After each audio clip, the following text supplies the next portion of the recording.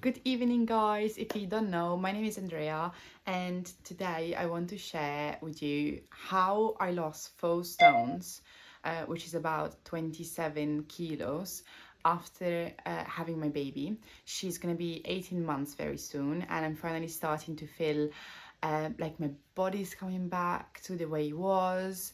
I'm starting to feel a lot prouder of myself. I don't hate what I see in the mirror, and this is what I wanted to achieve.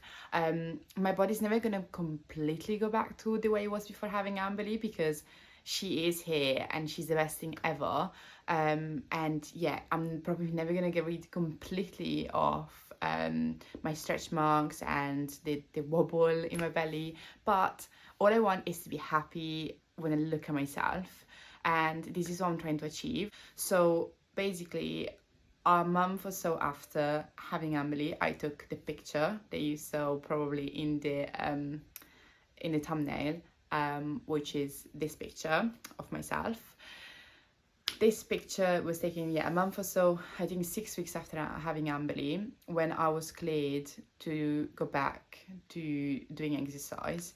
So when my doctor told me I was cleared to do exercise again, I started going for long walks every day. So this was my step one to getting back to shape.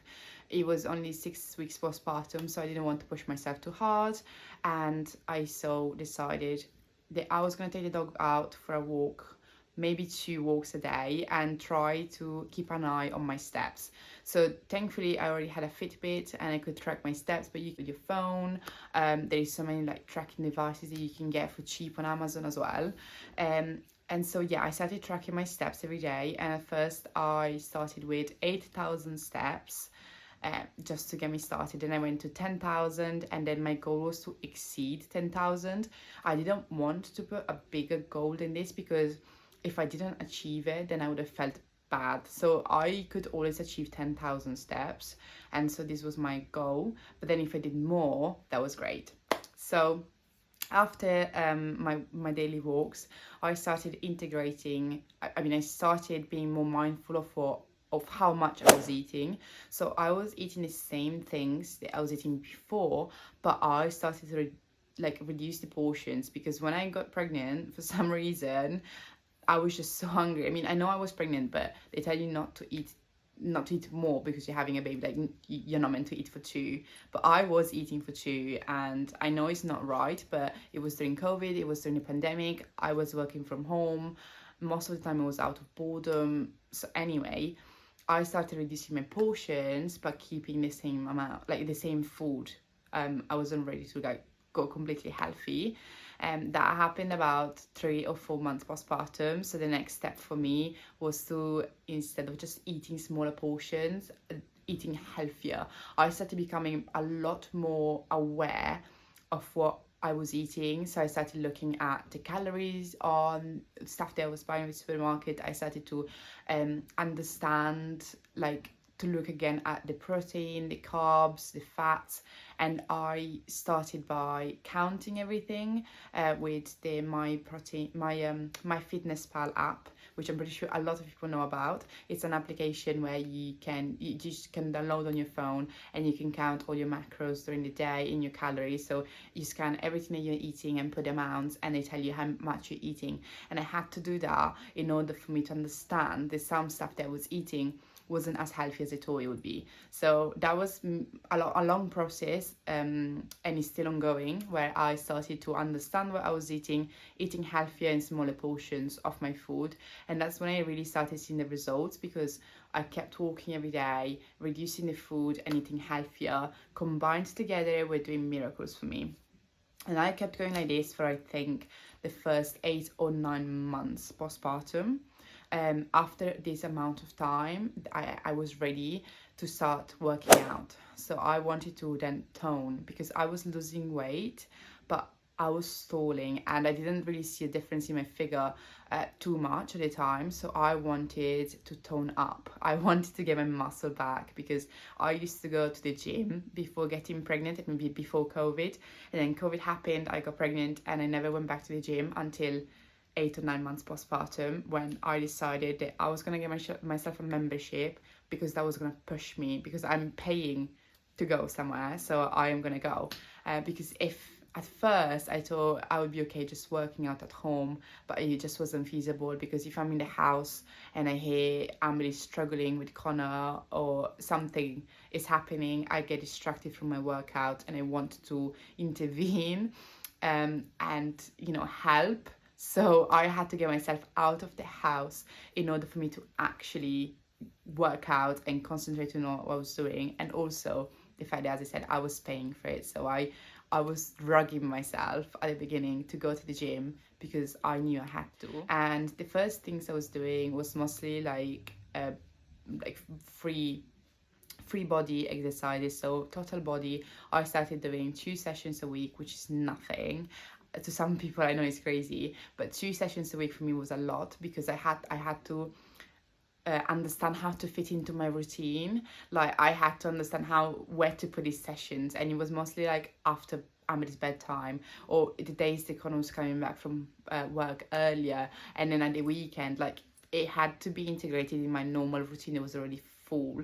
So yeah, 2 sessions was a lot for me at the beginning. I got very up to speed with it, so I think I then got to 3 sessions a week where I was just doing total body, and I was just mainly trying to get everything, like all the muscles, up to speed in order for me to then be able to progress. And then yeah, as time went on, I started doing lifting weights again and using all the gym machines. I started doing a lot of research and making myself the schedules. I know some people like offer you to do these things for you, and if you don't feel comfortable or confident enough, or if you don't have the time to do research, then I suggest you get a personal trainer, whether it's from the gym or someone that you find online. But I, as I said, had 4 years at the gym prior to getting pregnant, where I got a lot of experience, and then now I was just trying to understand where I was with my body before putting myself up to speed again with information to see what changed. But yeah, I had to refresh my memory, but I was able to make myself a good gym workout. Number 4 is something that I want to tell you. I want to be very, very honest about this. Me going to the gym 3 times a week and working out fully at my full capacity has not always been possible. I have taken breaks. I've taken a 2-month break during this summer, which is the same time that I also took a break from Instagram. I was having a hard time in my life, and I had to concentrate on my family and prioritize. So I didn't go to the gym. I kept being mindful of what I was eating, but I wasn't respecting it as much because there was birthdays, there was family things to go to. It was summer, there was barbecues and wine, and so yeah, I just took a break. I needed a break. It was a full-on year in which I was obsessed with the way I looked and to get to my goal. So I just decided that for my mental health, it was good for me to take a little break. Keep walking because it's always good for you mentally as well, and keep being mindful during the week of what I was eating. But I was a lot more relaxed on my approach. In fact, in these 2 months, I didn't lose anything. I actually think I put on 1 or 2 kilos when I was in Italy especially. But I want to make this clear to you. It is not feasible for you, especially if you're a mom, if you're not bodybuilder, if your goal is not to be like an athlete and performance, and if you're not that sporty person that does it every day because it's their lifestyle and what makes them like 100% happy, then you're gonna probably need breaks, especially if it's the beginning, where you're still getting used to everything. I mean, I don't suggest taking a 2 months break like I did, unless you really need to. But it's nice to have the weekend off. It's nice to enjoy a glass of wine at the weekend. It's nice to enjoy a roast dinner. Like, just, it could be one meal that you're cheating. I don't like the word cheating because what are you cheating on? Like, it's not a diet. It doesn't have to be a diet. It needs to be your lifestyle in order for you to keep going. If you see it as a diet, then I always think that a diet gets you where you want to be, but then you go backwards and maybe even worse. So I'm trying to make this a lifestyle, and so taking breaks, having a weekend off, having good time with your friends, and having a good meal, and maybe sometimes a takeaway. It is normal life, and we all have bad days. We all have days in which we don't want to cook, or we don't want to eat healthy. You know, your hormones go up and down throughout the month as a woman as well. So I'm not gonna lie, the week before my period, sometimes I have chocolate and things that I shouldn't be having realistically if I want to be healthy, but I still do it because, as I said, if it's a lifestyle, it is not feasible for you to be like this 24/7. So take a break and enjoy it, enjoy the journey. And now my last step that I took was realizing how to set myself achievable goals. So when I started, I set myself this massive goal, which was very vague as well, just to go back to my pre-pregnancy weight. But what does that mean?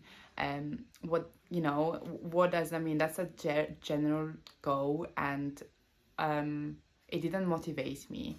If you give yourself small goals, like little steps, and then at the end of this step you kind of celebrate the fact you got there. I don't know, you get yourself pizza, or you celebrate whichever way makes you happy, then you're going to be more likely to keep going because you feel like you're doing something, you're achieving what you set in your mind, and you can see it happening. So that is going to motivate you a lot.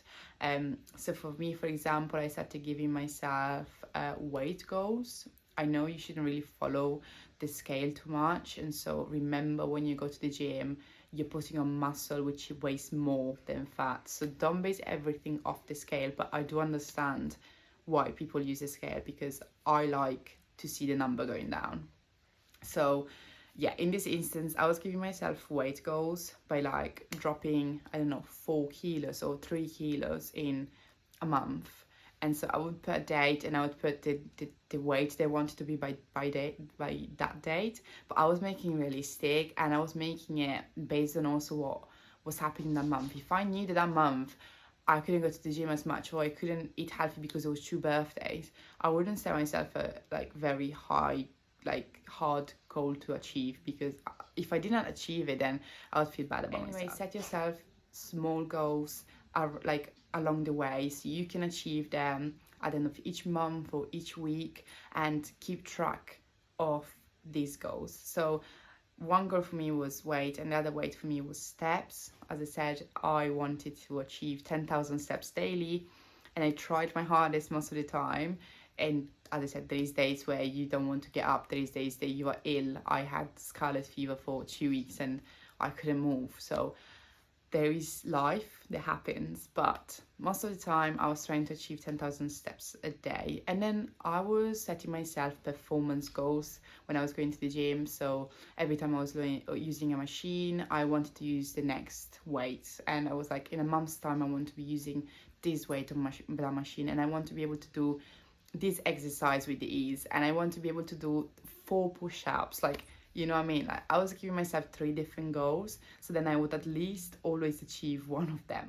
And so yeah, this is what I did. This is how I did it. I went from I think it was just over 100 kilos, and I'm now down to 74, I think. I'm not quite sure, but yes, it's a long way to go.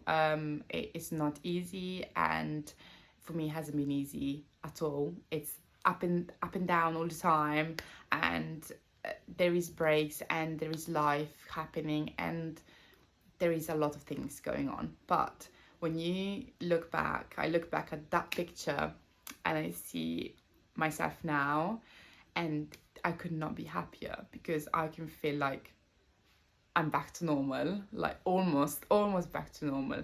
But yeah, I hope you enjoyed this video, and this is not meant to criticize anyone or anything like that. This is just there to help people that, like me, don't feel great after having a baby, and they are trying to do something about it. And I'm trying to help you, and I'm trying to tell you in a realistic way how I did it, and in a very relaxed approach. It took me 18 months to get here. It is not gonna be easy. It is not gonna be you just bounce back in a month or two.